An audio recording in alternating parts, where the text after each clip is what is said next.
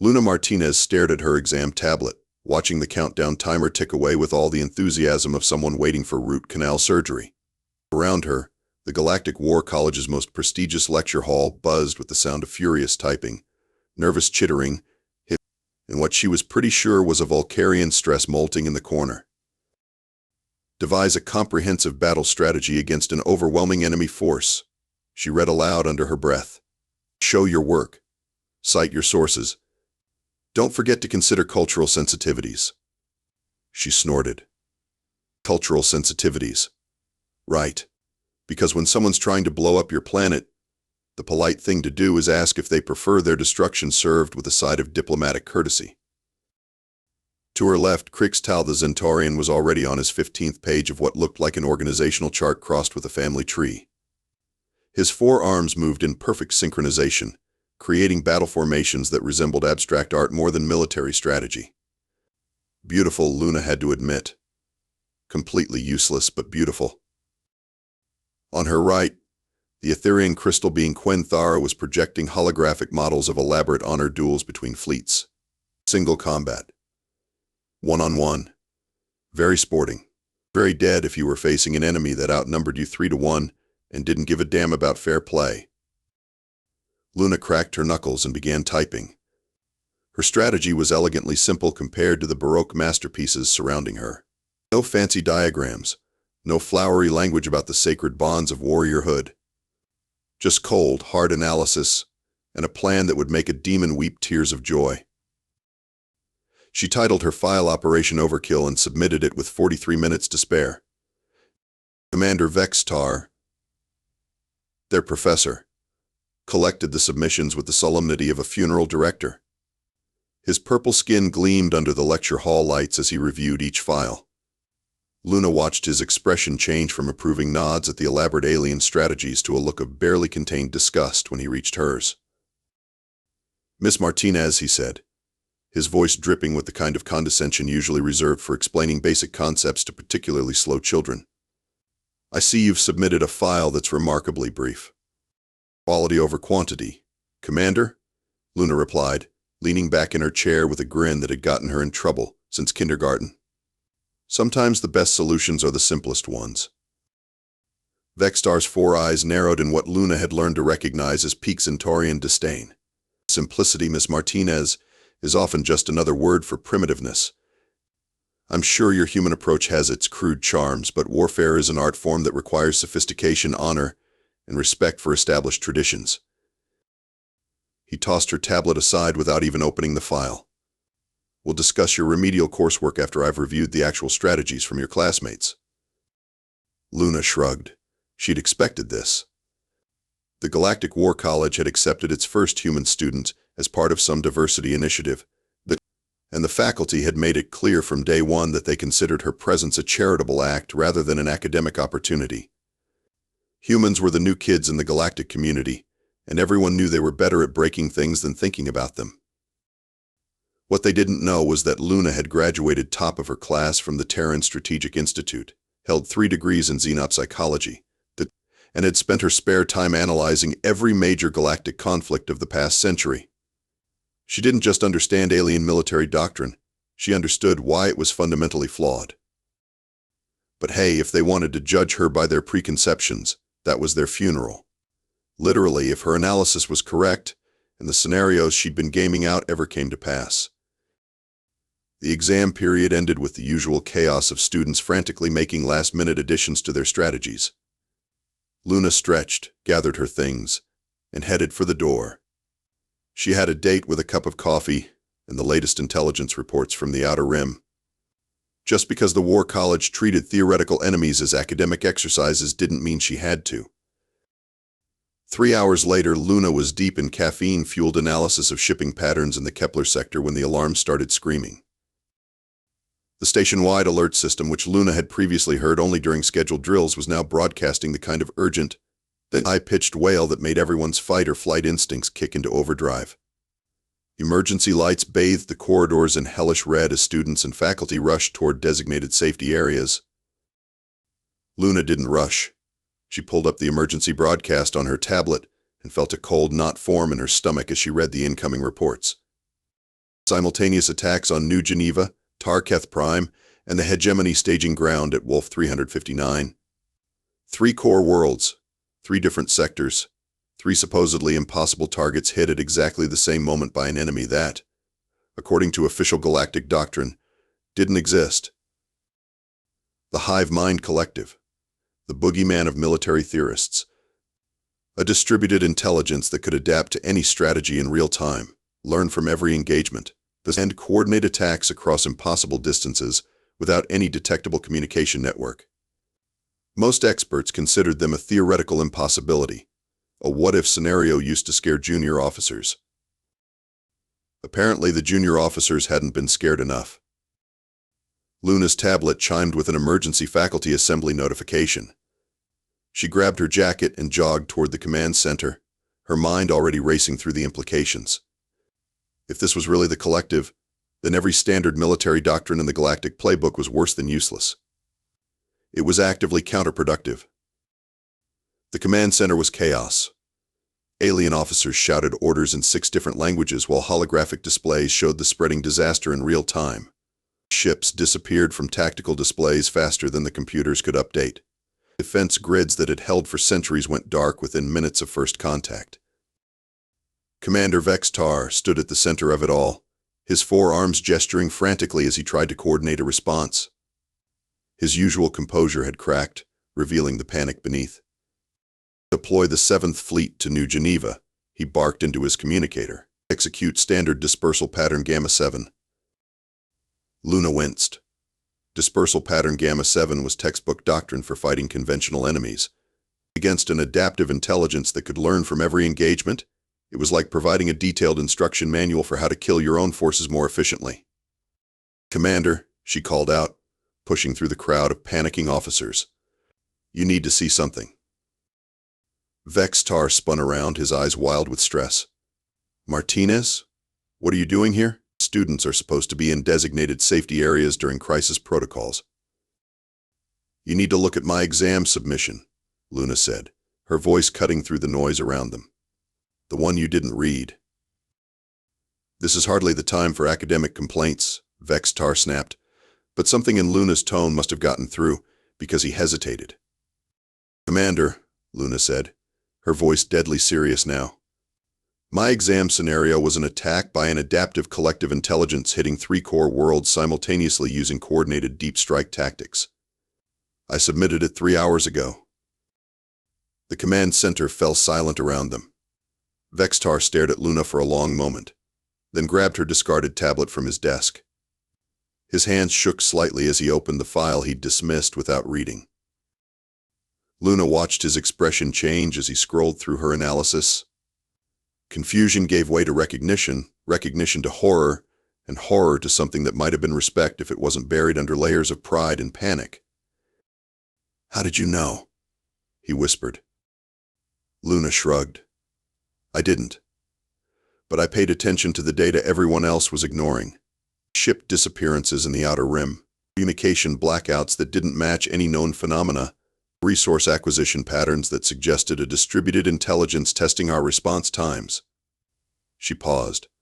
Also, I actually read the classified reports instead of just skimming them for exam material. Vextar looked at the tactical displays, then back at Luna's strategy. And this plan of yours. It's completely insane. Yeah, Luna said with a grim smile. That's kind of the point. Luna's strategy document looked like it had been written by someone who had studied every military manual in the galaxy and then decided to use them as kindling for a bonfire of conventional wisdom. The opening line set the tone perfectly. Traditional military doctrine assumes your enemy is predictable, rational, and operating within known parameters. Congratulations, you're fighting the wrong war. Commander Vextar scrolled through the document while around them the command center descended further into controlled panic.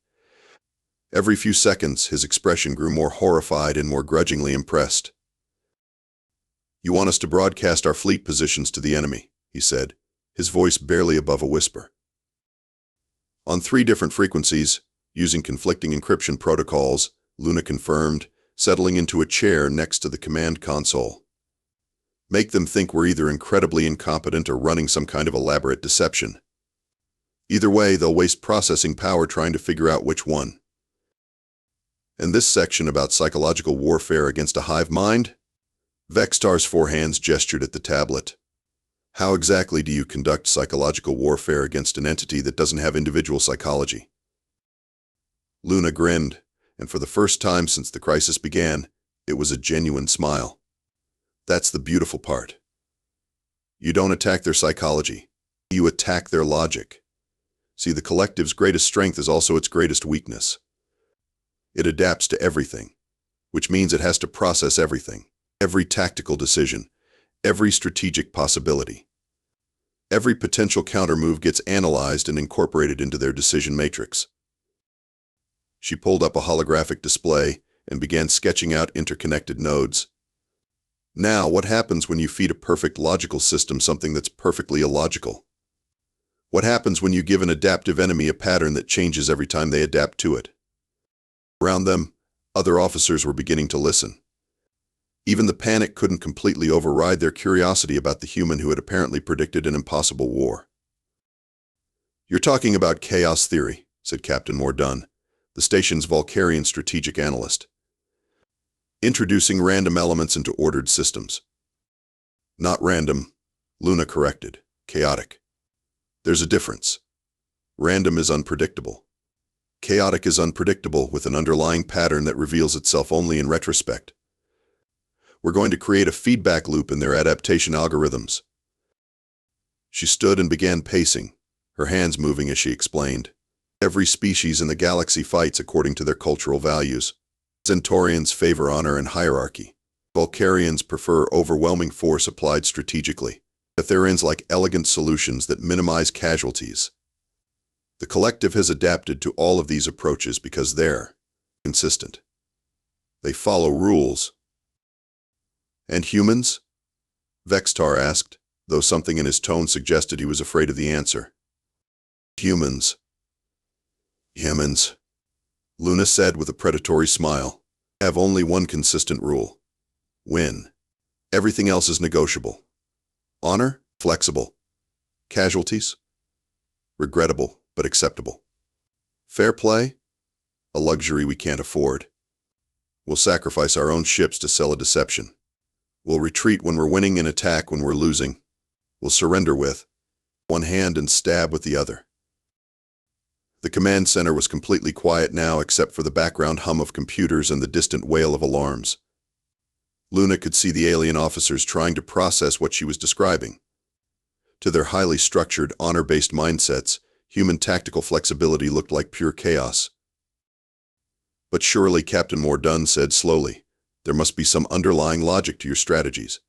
Some predictable element the collective could identify and exploit." Luna's smile widened. "That's the most beautiful part of the whole plan. There is an underlying logic. It's just completely insane by galactic standards. We're going to win by being so unpredictably human that even we're not entirely sure what we're doing." She turned to face the main tactical display, where red warning indicators showed the collective forces advancing on all three fronts. "The enemy expects us to respond rationally. They've calculated our probable responses based on established military doctrine. They're prepared for everything except the possibility that we might throw the entire playbook out an airlock and wing it." "And if you're wrong?" Vextar asked quietly. Luna shrugged. "Then we lose spectacularly instead of losing predictably. At least it'll be interesting." She looked around the command center at the assembled officers, saw the mixture of terror and fascination in their eyes. "Look, I know this sounds crazy. I know it goes against everything you've been taught about proper military conduct. But we're not fighting a proper enemy. We're fighting something that's adapted to feed everything proper." She paused, letting that sink in. Sometimes the only way to beat a perfect system is to be perfectly imperfect. What followed could only be described as the most organized chaos in military history. Luna stood at the center of the command nexus, surrounded by holographic displays showing three simultaneous battles, and orchestrated a symphony of beautiful madness. Her first order broke every rule of military communications protocol. "All fleet commanders, this is Luna Martinez, acting as strategic coordinator. Ignore everything you learned in training. We're going to win this by being aggressively stupid.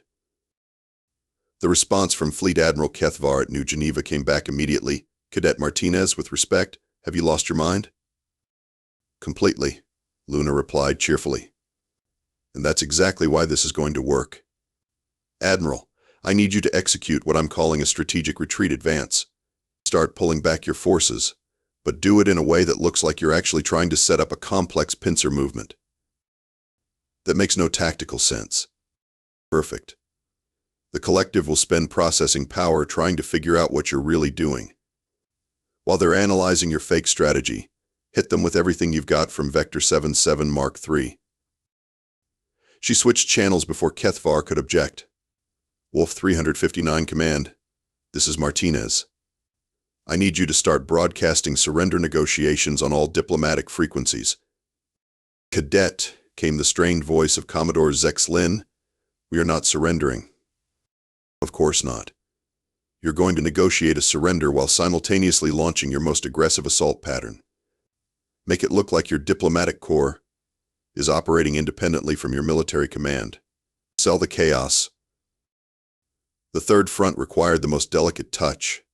Tar-Keth Prime Defense Grid, you're going to love this one. I need you to start retreating, attacking, and requesting reinforcements all at the same time. Use different communication protocols for each action. Make it look like your command structure has completely broken down. Luna could practically hear the confusion through the comm channels. Ma-am. That will make us look completely disorganized. That's the idea. The collective has adapted to fighting coordinated enemies. They're not programmed to handle enemies who appear to be fighting themselves while also fighting the collective. As the plan went into motion, Luna watched the tactical displays with the focused intensity of a conductor directing an orchestra. The beauty of her strategy wasn't in its complexity, but in its fundamental unpredictability. Every time the collective adapted to one element of human behavior, Luna introduced 3 new variables. Martinez, Commander Vextar said, appearing at her elbow. The collective forces are starting to hesitate. Their advance patterns are becoming erratic. Luna nodded, not taking her eyes off the displays. They're trying to process contradictory data. Their algorithms are designed to find patterns in enemy behavior, but we're giving them patterns that change every time they think they understand them. She opened a channel to all 3 fronts simultaneously. All commanders initiate Phase 2. I want every ship to broadcast false technical difficulties while performing at peak efficiency. Make them think we're falling apart while we're actually executing our most complex maneuvers.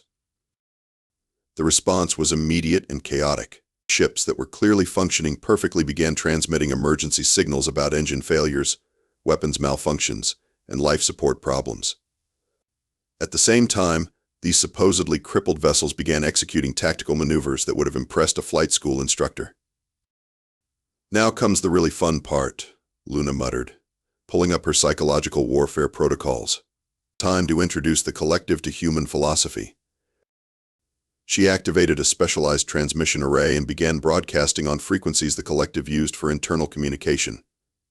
But instead of battle plans or tactical data, she transmitted something far more dangerous: questions. Attention collective nodes. If you assimilate all other forms of consciousness, do you become more diverse or more limited? If perfect adaptation requires the ability to become imperfect, can perfection exist? Is the most logical response to illogical behavior to become illogical yourself? Martinez, Captain Mordun said, staring at her transmission logs. Are you trying to give the collective an existential crisis? Among other things, Luna replied. I'm feeding their analytical systems a series of philosophical paradoxes designed to create recursive logic loops. Every time they try to solve one paradox, I'm introducing 2 more. The effect was immediate and spectacular. Collective forces across all 3 fronts began to slow, their previously flawless coordination breaking down as individual nodes started processing the philosophical questions instead of tactical data. It's working, Vextar breathed, watching enemy formations scatter and reform in increasingly erratic patterns. They're actually trying to solve your paradoxes instead of fighting the war. Luna allowed herself a moment of satisfaction before opening fleet-wide communications. All forces, prepare for Phase 3. Time to show them what happens when humans stop pretending to be civilized. The collective's first experience with complete strategic confusion began at 1547 Galactic Standard Time, when Luna Martinez introduced them to the concept of weaponized existentialism. Fleet commanders, Luna announced, "I need you to execute what I'm calling the Schrödinger Gambit. You're going to simultaneously exist in multiple tactical states until the enemy observes you, at which point you'll collapse into whichever state is most inconvenient for them."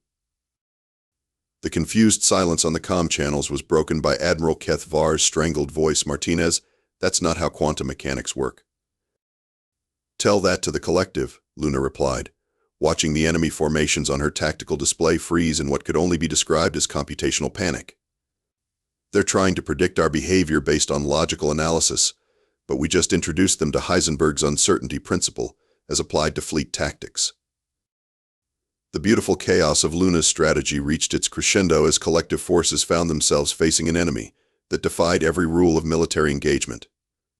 Human ships would retreat at full speed while firing all weapons, broadcast surrender terms while launching assault craft, and request immediate reinforcement while simultaneously reporting total victory. But Luna's masterstroke was yet to come. "Initiating the logic virus," she announced, her fingers dancing across her control interface. "All communication arrays, prepare to broadcast on collective frequencies." What she transmitted wasn't battle data or tactical information. It was something far more devastating to a perfect logical system, pure, concentrated human irrationality in the form of an unsolvable paradox. "This statement is false," she broadcast. "But if it's false, then it's true. But if it's true, then it's false. Also, can omnipotent beings create rocks so heavy they can't lift them? And why do humans call it taking a dump when we're actually leaving it? Please analyze and incorporate into all tactical algorithms." The effect on the collective was immediate and catastrophic. Across 3 battlefronts, enemy ships simply stopped moving as their networked intelligence tried to process the logical impossibilities Luna had introduced into their systems. Individual nodes began disconnecting from the network, rather than risk contamination by paradoxical thinking. "Dear gods," whispered Commodore Zex Lin from Wolf 359. "Their entire attack formation just stopped. They're not even trying to fight anymore. They're just floating there. They're experiencing their first encounter with the fundamental impossibility of perfect logic," Luna explained, watching with satisfaction as red enemy indicators winked out across her displays. The collective's greatest strength was their ability to instantly adapt to any logical strategy. Unfortunately for them, humans aren't logical.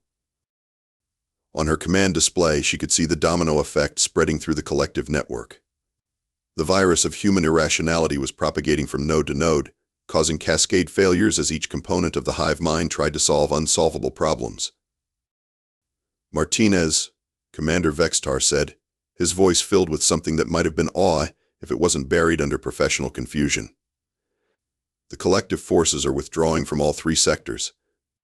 They're not retreating tactically, they're just leaving." Luna nodded, pulling up the network analysis data. "They can't process human behavior patterns, so they're cutting their losses and regrouping. Probably somewhere very far away where they can spend the next few decades trying to understand how we managed to win by being completely insane." The command center erupted in cheers as the tactical displays confirmed total enemy withdrawal. Officers from a dozen different species pounded each other on the back, or performed their species equivalent of celebration, all while staring at Luna with expressions of bewildered respect. "So," Admiral Kethvar's voice crackled over the comm, "just to be clear, we won because we confused the enemy to death?" "More or less," Luna replied, already beginning the post-battle analysis. "The collective was designed to be perfect, which made them perfectly predictable. We won by being imperfectly unpredictable. Sometimes the best strategy is to not have a strategy." She looked around the command center at the assembled officers, all of whom were trying to process what they had just witnessed. "Of course, now we have to write up after-action reports explaining how we achieved total victory by implementing tactical plans that make absolutely no sense." How do we even classify this engagement? Captain Mordaunt asked, staring at his tactical logs in bewilderment. Luna grinned. I suggest we call it advanced applied chaos theory with a minor and aggressive stupidity. Has a nice ring to it, don't you think? 6 months later, Luna Martinez stood at the front of Lecture Hall 7, looking out at the most terrified class of alien military cadets in galactic history. Good morning, students, she said with the same predatory smile that had gotten her into trouble throughout her academic career. Welcome to Advanced Illogical Warfare, also known as How to Win Wars by Confusing Everyone, including yourself. I'm Professor Martinez, and I'll be your guide through the wonderful world of tactical insanity. The Zentaurian cadet in the front row raised a trembling hand. Professor, is it true that you defeated the collective by making them think too hard? Among other things, Luna replied, pulling up a holographic display of the famous Battle of Three Fronts. The key insight was recognizing that perfect enemies require imperfect solutions. The collective could adapt to any rational strategy, so we gave them an irrational one. She clicked to the next slide, which showed a complex diagram labeled Human Decision-Making Process. It looked like a flowchart designed by someone having a seizure. Now, who can tell me why this approach worked? The Etherian crystal being in the third row flickered nervously. Because the enemy couldn't predict chaos? Close, Luna said, but not quite right.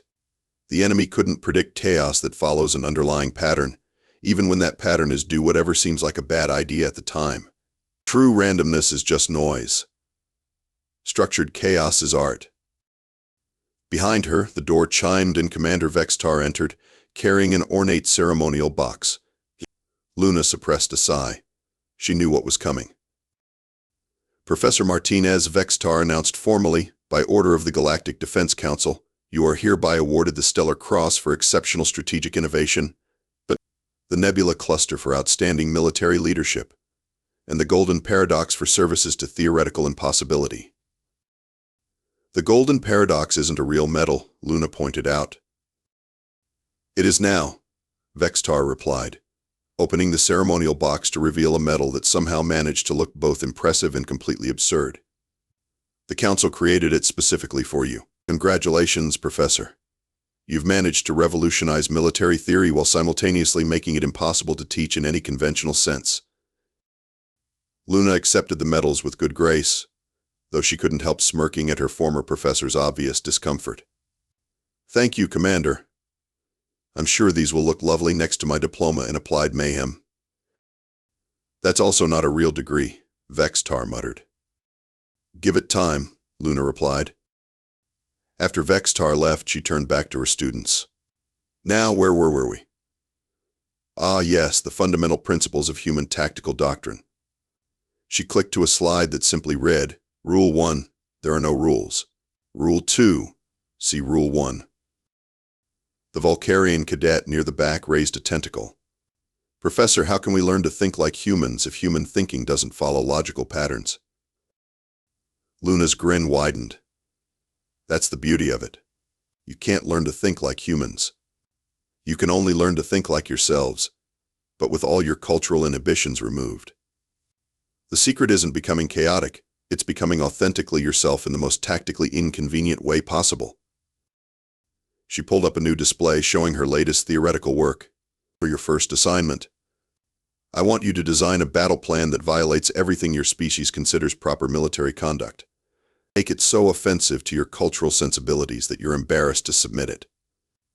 Then we'll discuss why embarrassment might be your greatest tactical advantage. The class stared at her in horror, which Luna took as a good sign. If they weren't at least slightly traumatized by her teaching methods, she wasn't doing her job properly. Oh, and one more thing, she added as the cadets began to file out. Remember, the best way to defeat a superior enemy is to make them question everything they think they know about warfare, including whether warfare makes any sense in the first place. As the last student left, Luna settled back in her chair and pulled up her research notes.